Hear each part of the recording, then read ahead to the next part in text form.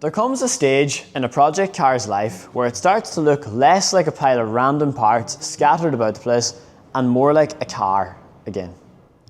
And I think this is the week that I have finally reached that point with my Civic.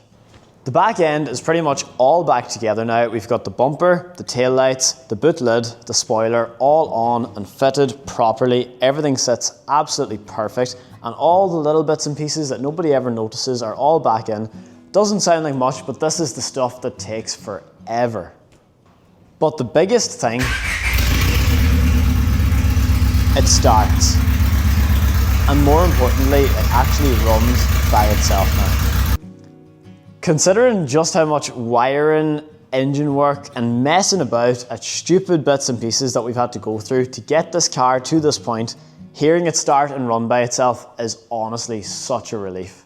I've got a couple of fancy bits and pieces ordered that are on the way to finish off this engine bay, and whenever they come we'll get this buttoned up and I'll do a full video on everything in and around the bay and show you exactly what we've done to it.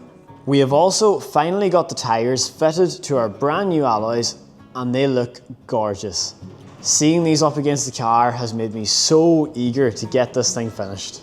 The next thing that turned into a slightly bigger headache than I had thought was modifying the seat rails on these Premier Edition Recaros. We've managed to weld in brackets for them, and I cannot wait to get these sitting into the car because they are going to be absolutely gorgeous.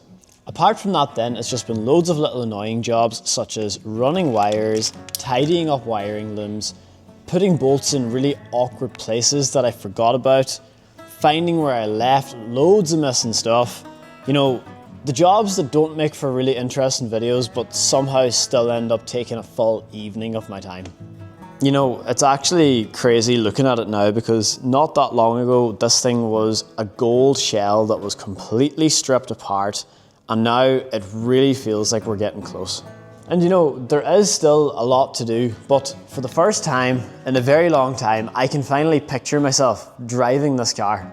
So make sure you stick around because we're getting very close to hearing this car drive out that door under its own power, and I am so excited to share it with you all.